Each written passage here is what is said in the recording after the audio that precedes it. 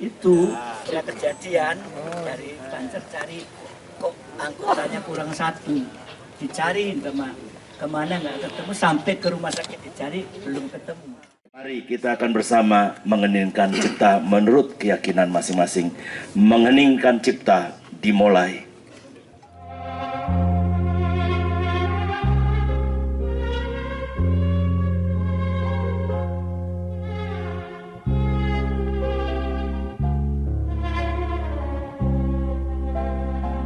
Sempurna mengenang sahabat kita almarhum Arianto. Hormat, gerak,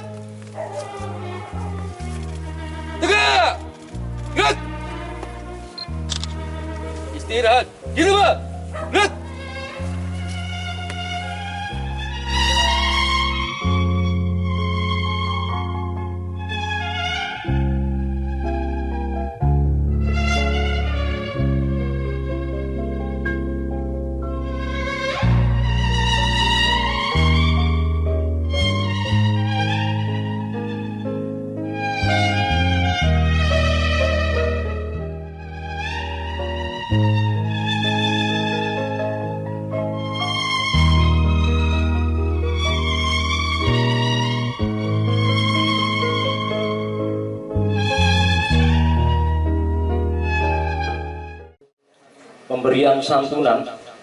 Pemberian santunan yang pertama adalah dari PPGP Ansor, dalam hal ini langsung dari Ketua Umum PPGP Ansor, sahabat Gus Yakut Khalil Komas, didampingi oleh jajaran Bamak LKK Indonesia. Badannya dipersilahkan. Saya sekarang tidak terutama sekali berbicara sebagai presiden mandataris, tidak sebagai presiden perdana menteri, tidak sebagai presiden panglima tertinggi. Saya berbicara di sini sebagai penyambung lidah rakyat Indonesia.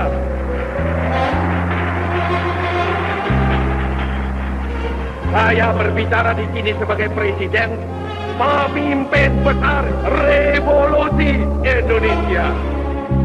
Ayo bangsa Indonesia, dengan jiwa yang bersih-bersih, mari berjalan terus, jangan berhenti. Assalamualaikum warahmatullahi wabarakatuh. Salam. Yang saya hormati Ketua Umum Pengurus Pusat GP Ansor, yang saya paling suka memanggilnya Gus Yakut. Yang saya hormati jajaran Ansor Jawa Timur beserta Banser yang hadir pada siang hari ini, juga sahabat-sahabat Banser Ansor yang siang hari ini hadir bersama-sama dengan kami, terkhusus pendeta Kiai yang pada siang hari ini juga hadir memberikan doa dan semangat kepada kita semua dan para hadirin yang dikasihi oleh Tuhan. Ada satu hal yang perlu saya sampaikan yang paling penting. Hari ini kita semua menyaksikan bagaimana seorang Banser yang bernama Rianto yang menjadikan umat Kristen dan umat Islam hari ini membangun satu momentum untuk bangsa ini. Ini adalah akhir dari satu permulaan perjuangan kebangsaan. Sehingga saya waktu awal November bersama jajaran pengurus Bamak se-Indonesia berkunjung ke kantor Ansor di Jakarta, menyampaikan tentang keadaan yang ada di bangsa ini, mempunyai rasa yang sama untuk memulai apa itu kebangsaan di era yang sekarang ini.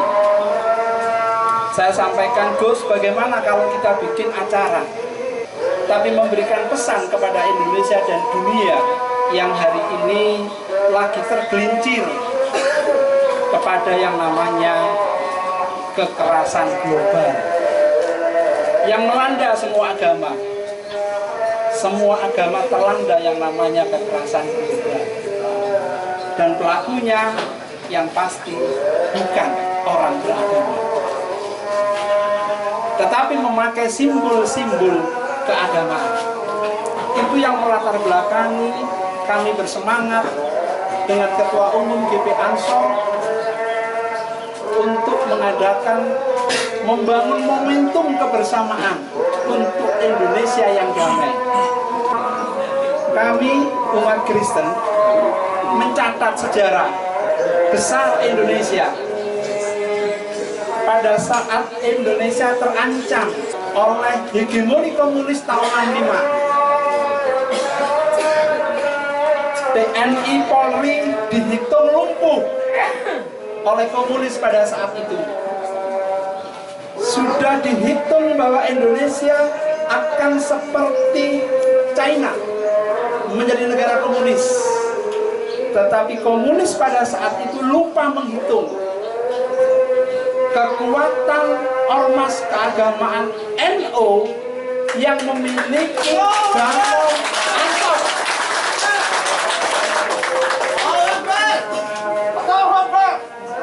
Kami umat Kristen mencatat itu.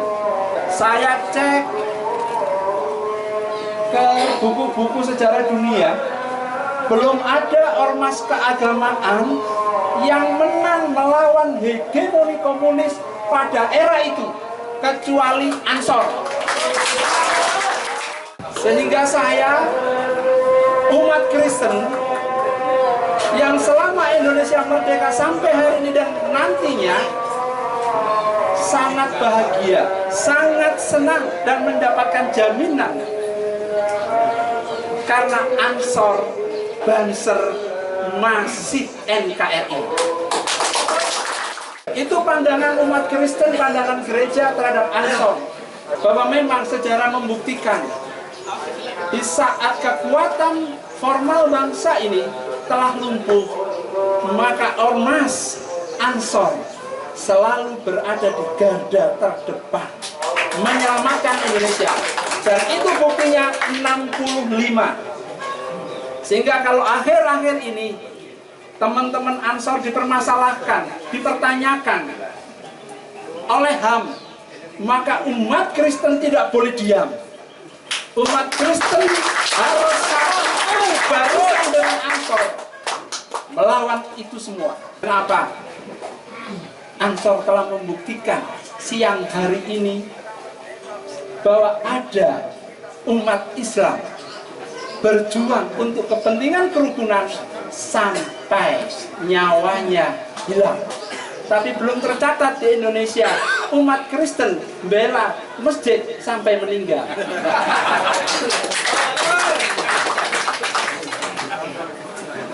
Yang terakhir, Bapak Ibu, yang terakhir, kami atas nama umat Kristen dan gereja yang ada di Indonesia, khususnya yang tergabung dalam Badan Musyawarah Antar Gereja dan Lembaga Keagamaan Kristen, menyampaikan ucapan terima kasih kepada Ansor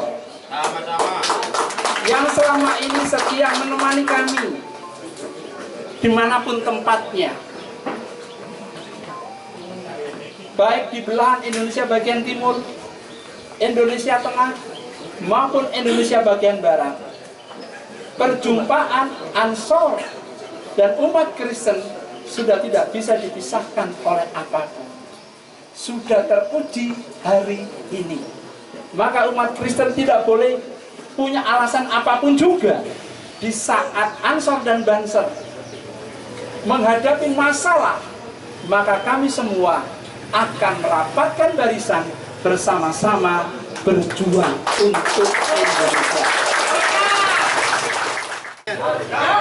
Karena hari ini adalah akhir dari satu permulaan yang harus kita lanjutkan, apa yang menjadi nilai-nilai kebersamaan keindonesiaan kita. Nanti Ketua Umum GP Ansor Gus Yakut akan memberikan orasi kebangsaan kepada kita, kepada umat Kristen yang hadir, yang akan disampaikan ke seluruh Indonesia bahwa sebenarnya konflik agama itu kecil, yang ada adalah konflik kepentingan. Terima kasih, Tuhan memberkati.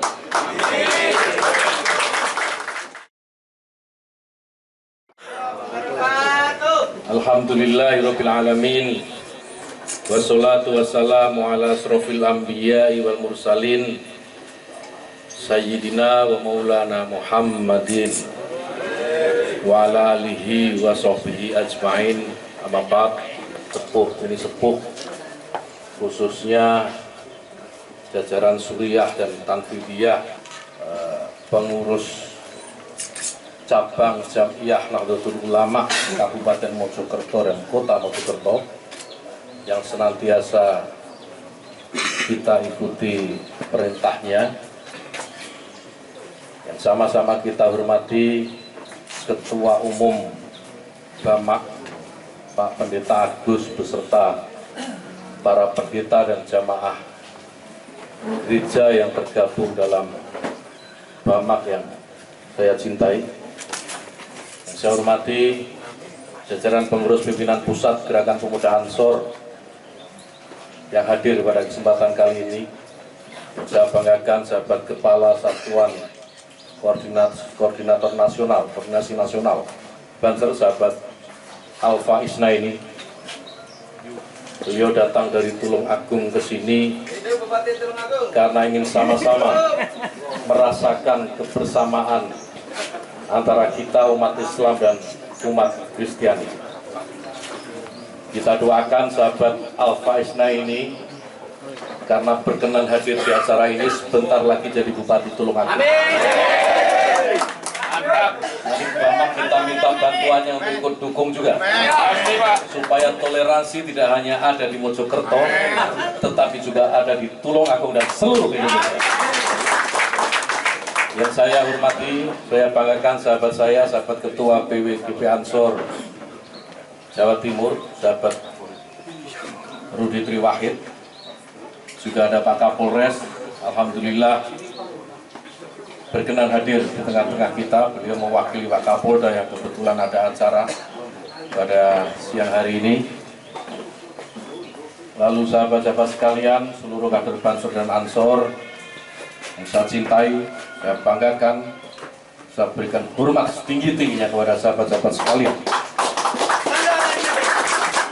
Tentu tidak lupa yang sama-sama kita hormati orang tua dari sahabat almarhum Rianto, yang hari ini kita sama-sama sowan kepada beliau untuk belajar, sekali lagi untuk belajar bagaimana menjadi orang tua yang ikhlas, bagaimana menjadi orang tua yang merelakan putra tersayangnya menjadi syuhada, menjadi pahlawan toleransi, menjadi pahlawan kemanusiaan. Kita yang dididik baik di pesantren, di sekolah maupun diklat-diklat di Ansor dan Banser belum tentu bisa seikhlas beliau. Saya yakin di antara kita ini, kader-kader Banser, kader-kader Ansor, rela tidak anaknya mati karena bom untuk membela umat agama lain. Ada sahabat yang ikut terluka, sahabat Banser yang ikut terluka ketika peristiwa 16 tahun lalu bersama dengan Rianto yang matanya menjadi cacat satu. Ada nggak di sini yang hadir? Ada nggak hadir nggak? Tolong berdiri. Kang, siapa namanya? Berdiri nggak? Ini contohnya. Bagaimana kita ini mampu, bagaimana kita ini sanggup mengorbankan apa saja yang kita punya demi keutuhan negara kesatuan Republik Indonesia. Pak Amir ini luar biasa. Mohon maaf kalau tentara, kalau polisi kena ledakan bom kemudian cacat. Mohon maaf, saya harus bilang cacat. Satu matanya pensiun, Pak. Pasti pensiun. Tapi beliau tidak mau pensiun sebelum Gusti Allah memanggil. Sahabat-sahabat, tamu undangan dan seluruh yang saya hormati, tentu yang pertama saya harus mengajak Bapak Ibu Saudara sekalian memanjatkan puji syukur kehadirat Allah Subhanahu wa taala. Alhamdulillah kita siang hari ini diberi banyak nikmat, sehat dan kesempatan bisa silaturahim, bisa berkumpul bersama-sama pada siang hari ini di kediaman Ayahanda Rianto dalam rangka memperingati haul Gus Dur dan haul sahabat Rianto. Dua sosok yang kita tahu menorehkan garis tebal bagi terus berlangsungnya toleransi di Indonesia. Gus Dur tidak ada yang menyaksikan. Kita ingat kata-kata beliau, selalu kita ingat kata-kata beliau. Kita tidak peduli dengan agama orang apa, selama kita berbuat baik, selama kita bermanfaat bagi sesama, maka tidak ada tempat yang layak bagi orang itu selain surga. Amin. Amin. Ini yang menjadi pegangan kita semua, sahabat-sahabat sekalian. Dan mudah-mudahan spirit, mudah-mudahan semangat yang diberikan oleh almarhum Gus Dur dan almarhum Rianto terus menetap, terus membekas, dan terus-menerus menjadi semangat kita dalam mempertahankan negara kesatuan Republik Indonesia dengan keberagaman, baik itu keberagaman suku, budaya, maupun agama. Kita sebagai generasi muda, kita sebagai generasi penerus Nahdlatul Ulama, tidak ada pilihan lain kecuali harus sanggup meneruskan spirit ini. Nah, sebenarnya tadi sudah disampaikan oleh Pendeta Agus orasi kebangsaan atau kebinekaan itu. Saya hanya akan menggaris bawahi sedikit saja. Sahabat-sahabat sekalian dan Bapak Ibu yang saya hormati, akhir-akhir ini negara mendapat ancaman yang serius, menerima ancaman yang serius dari semua bidang, baik itu sosial, ekonomi, maupun budaya. Yang terakhir, sahabat-sahabat dan saudara-saudara sekalian, negara ini dijejali dengan banyak ideologi-ideologi yang diimpor dari luar. Ada yang namanya kapitalisme, ada yang namanya liberalisme, dan yang menjadi musuh kita, yang selalu kita hadapi tiap hari itu Wahabisme, atau ideologi kelompok-kelompok radikal itu. Sahabat-sahabat sekalian, selalu saya tekankan pada sahabat-sahabat sekalian, di setiap pelatihan-pelatihan, di setiap kaderisasi, di setiap kesempatan, bahwa kita tidak akan mundur selangkah pun. Sekali lagi, kita tidak akan mundur selangkah pun menghadapi kelompok-kelompok radikal yang ingin mencabik-cabik kesatuan negara. Kalau sahabat-sahabat berpikir untuk mundur selangkah pun, segera keluar dari Banser, segera keluar dari Ansor. Negara Kesatuan Republik Indonesia ini, sahabat-sahabat sekalian, salah satu yang mendirikan adalah para kiai kita, para ulama kita, Kiai Hasyim Asy'ari, Kiai Wahab Hasbullah, Kiai Bisri Sansuri, dan kiai-kiai yang lain, bersama umat beragama yang lain, ada umat Kristen, Katolik, Hindu, Buddha, semua ikut memerdekakan negara Kesatuan Republik Indonesia ini. Jadi ini menjadi tanggung jawab kita bersama untuk mempertahankan dari siapapun, sekali lagi mempertahankan dari siapapun yang ingin merobek-robek kesatuan negara ini. Sahabat-sahabat sekalian, kelompok radikal ini perlu kita lawan dan harus kita lawan, karena mereka memiliki dua agenda yang jelas. Agenda yang pertama adalah mereka selalu mengkafirkan siapapun yang berbeda dengan mereka. Kita di mata mereka, kita di mata kelompok-kelompok radikal itu dianggap kafir. Padahal kita ini sudah bersahadat. Jangankan Pak Agus yang Kristen, kita yang Islam yang sahadatnya sama dengan mereka, tetapi karena ubudiyah kita, karena cara beribadah kita tidak sama dengan mereka, maka mereka menganggap bahwa kita ini kafir. Bagi mereka, semua orang kafir, baik itu Islam yang seperti kita, baik itu umat Kristen, umat Katolik, umat Hindu, umat Buddha, maka halal darahnya untuk dibunuh. Sahabat-sahabat sekalian, saya mau tanya, kalau ada yang menghalalkan darah sahabat-sahabat sekalian, sanggupkah sahabat-sahabat sekalian melawan mereka? Agenda besar mereka kedua adalah bagaimana mereka bisa merebut kekuasaan di negara ini untuk mereka ubah menjadi yang namanya khilafah Islamiyah. Khilafah Islamiyah itu kira-kira negara Islam. Tidak ada Pancasila, yang ada hukum Islam. Yang ada hukum Islam. Kalau nyolong, jadi potong tangan. Tidak ada hukum buatan manusia yang berlaku. Yang berlaku hanya hukum Allah. Tapi mereka lupa, sahabat-sahabat sekalian, bahwa agama itu tidak pernah mengajarkan sedikit pun kekerasan sebagaimana yang mereka lakukan, termasuk agama Islam. Tidak ada. Semua agama tidak ada yang mengajarkan bagaimana umatnya melakukan kekerasan. Agama hadir di muka bumi ini, baik Islam, Kristen, Katolik, Hindu, Buddha, dan seterusnya. Itu salah satu misinya adalah mengendalikan keganasan manusia. Jadi kalau ada orang yang membawa simbol-simbol Islam, tetapi melakukan kekerasan, kalau ada kelompok-kelompok yang membawa simbol-simbol agama, tetapi mereka melakukan kekerasan, melakukan pembunuhan dengan seenak hatinya, dengan seenak udelnya, maka itu pasti bukan orang yang beragama. Catat, bukan orang yang beragama. Jadi sahabat-sahabat sekalian, sekali lagi kita wajib melawan mereka. Sahabat Triyanto memberi contoh bagaimana perlawanan itu dilakukan dengan memindahkan bom. Tadi saya mendapat cerita merinding, bom dari satu tempat di telepon umum gitu, kemudian dipindah, dimasukkan ke dalam selokan yang isinya penuh air, dengan asumsi kalau dimasukkan air maka melempem itu bom, tidak meletus. Tapi ternyata malah sebaliknya.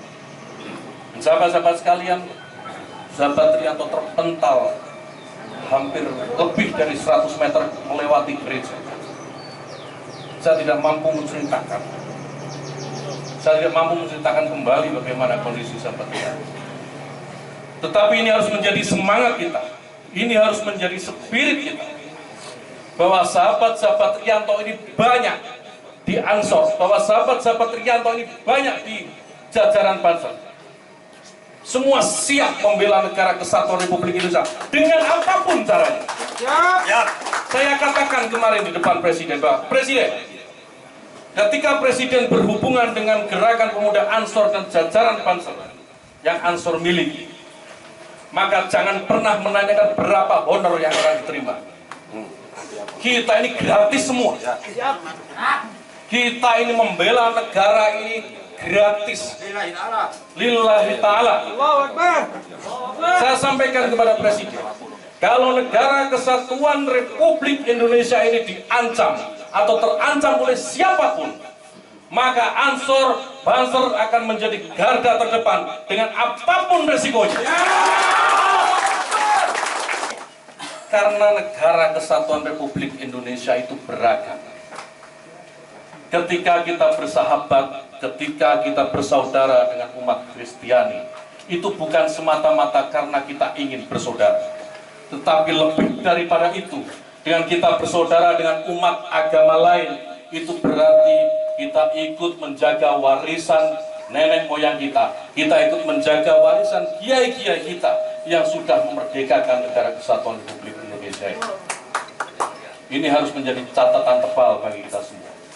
Sahabat-sahabat sekalian, tadi disampaikan oleh Pendeta Agus bahwa konflik yang terjadi itu bukan konflik agama, tetapi itu adalah konflik kepentingan. Lebih daripada itu saya juga ingin sampaikan, bukan hanya sekedar konflik kepentingan, tetapi itu adalah konflik bagaimana membesarkan perut kelompok-kelompok yang memang gemar menyebarkan kebencian. Karena kalau tidak ada kebencian lagi di antara kita ini, maka proyek mereka akan selesai. Kalau proyek mereka selesai, maka tidak ada lagi uang yang akan mengalir ke mereka. Sekarang pertanyaannya, sahabat-sahabat pengen bikin mereka miskin atau tidak? bikin mereka yang mencoba mencapik-capik negara ini, pengen membuat miskin mereka yang menebarkan kebencian di republik ini atau tidak? Mari kita miskinkan mereka dengan cara apa? Kita tebarkan kedamaian, kita tebarkan perdamaian, kita tebarkan persaudaraan. Jadi kalau ada yang mau ngajak-ngajak demo atas nama bela ini, bela itu, jangan mau. Dicek dulu.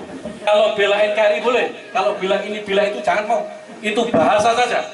Sebenarnya mereka lagi cari duit. Mereka cari duit. Kita yang memerdekakan negara ini, kok mereka yang tidak pernah punya sejarah memerdekakan negara ini mau cari duit di negeri ini dengan memecah belah kita. Ini yang terakhir. Sekarang ini orang mulai, mereka itu, para penebar kebencian itu mulai menaikkan isunya. Kalau bahasa handphone itu di-upgrade sudah. Kalau dulu mereka bilang umat Islam dilarang menyampaikan selamat Natal kepada umat Kristiani, itu haram katanya. Itu sudah tidak laku. Sekarang sudah tidak laku. Mereka sudah malu lagi pakai isu itu. Karena kita biasa menyampaikan, Pak Pendeta, selamat Hari Natal, Romo, selamat Hari Natal. Biasa, mereka malu sendiri. Mereka tidak lagi pakai isu itu. Mereka naikkan, mereka upgrade. Kalau bahasa handphonenya itu, mereka upgrade sekarang tidak boleh berbusana yang atribut, aksesoris umat Kristiani yang merayakan Natal. Beragama itu tidak hanya terkait semata-mata dengan busana, tetapi beragama itu bagaimana kita bisa bermanfaat kepada sesama. Jadi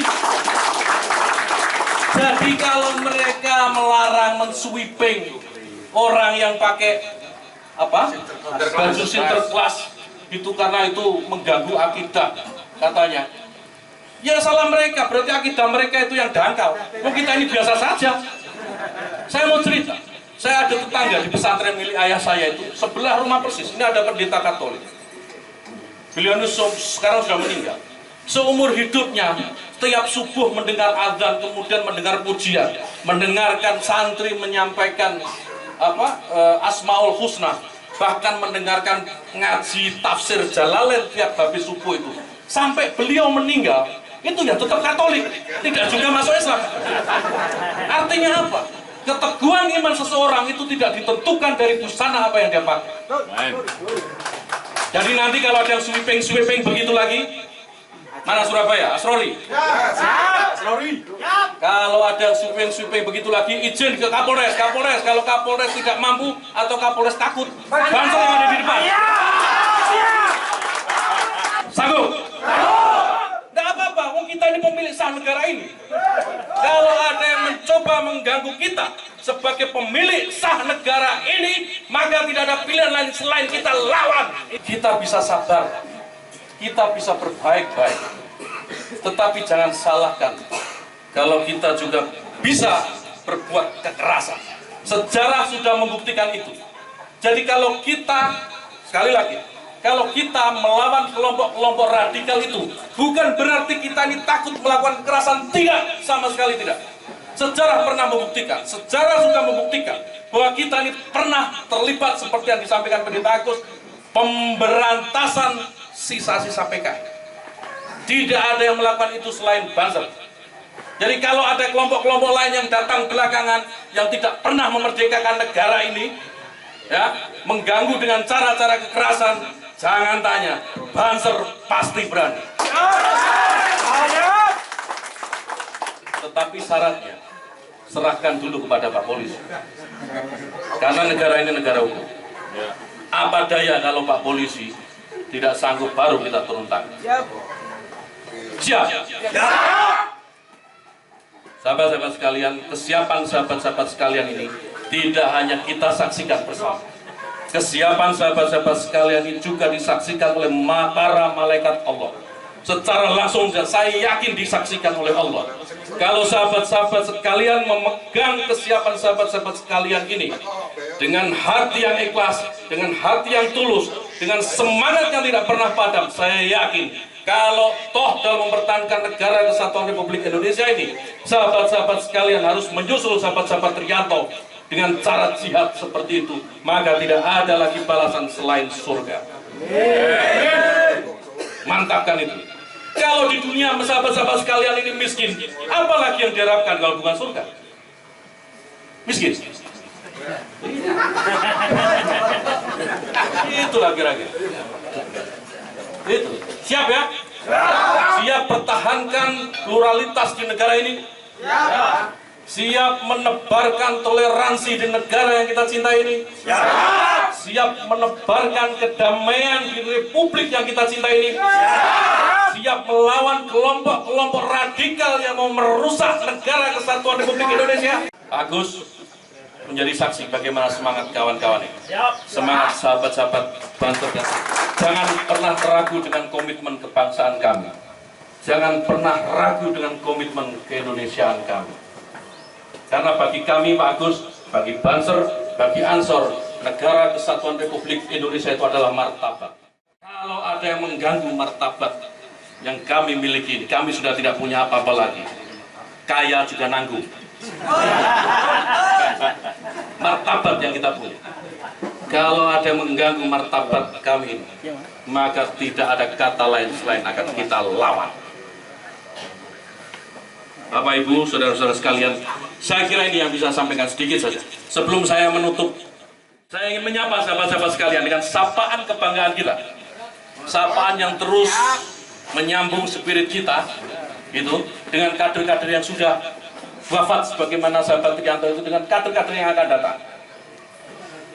Siapa kita? Siapa kita?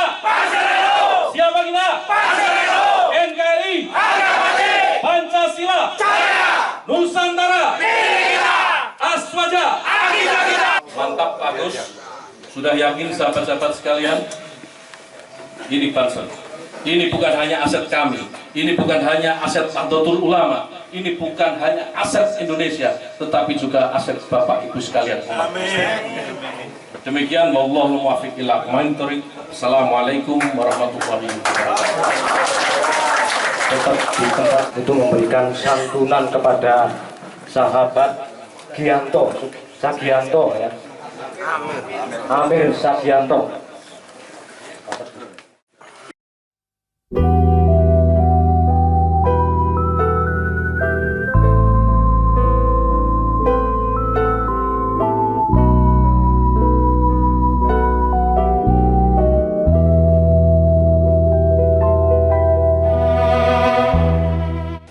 Mengenang sosok Rianto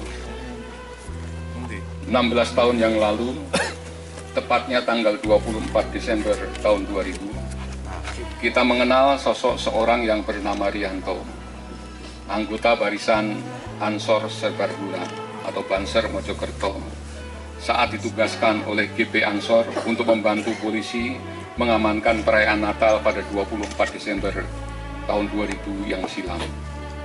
Kisah perjuangan yang dilakukan oleh Rianto terjadi saat bom meledak di Gereja Sidang Jemaat Pentakosta atau GSJ PDI Ebenezer Mojokerto pada malam Natal. Pria berusia 25 tahun itu meninggal di tempat kejadian dengan kondisi jenazah yang sangat mengenaskan. Pada malam Natal itu, Rianto merupakan salah satu dari beberapa orang Banser yang ditugaskan untuk menjaga perayaan Natal di Gereja Ebenezer. Perayaan berlangsung dengan khidmat, tetapi sekitar pukul 20.30 waktu Indonesia Barat, seseorang jemaat curiga pada sebuah bingkisan yang tergeletak di luar halaman gereja. Rianto bersama petugas kepolisian memberanikan diri membuka bungkusan itu. Mereka membongkar kantong plastik hitam itu di hadapan petugas polisi polsek yang lainnya. Dan di dalamnya ternyata menjulur sepasang kabel. Tiba-tiba muncul percikan api. Secara refleks, polisi langsung berteriak, "Tiarap!" Dan kemudian terjadi kepanikan dalam gereja. Rianto segera membawa bungkusan bom itu ke bak kontrol yang penuh dengan air, dengan anggapan kalau bom itu terendam air tidak akan meledak. Namun, kehendak Allah berkehendak lain. Bom meledak dan tubuh Rianto terpental. Berhamburan dan baru ditemukan 3 jam kemudian sekitar 100 meter dari pusat ledakan. Rianto meninggal seketika. Kini setelah 16 tahun peristiwa itu berselang, nama Rianto hampir tidak pernah disebut, apalagi untuk diteladani semangat perjuangan dan rasa kemanusiaan Rianto. Sungguh hal ini sangat ironis bila dibandingkan dengan keteguhan jiwa Rianto yang muslim mau menyelamatkan ratusan nyawa jemaat gereja Ebenezer. Gus Dur pernah berujar, Rianto telah menunjukkan diri sebagai umat beragama yang kaya nilai kemanusiaan. Semoga almarhum mendapatkan imbalan sesuai pengorbanannya. Hari ini, GP Ansor bersama dengan Badan Musyawarah Antar Gereja dan Lembaga Keagamaan Kristen Indonesia menjuluki almarhum Rianto sebagai pejuang kerukunan umat beragama. Mojokerto, 22 Desember 2019. Hidup Ansor!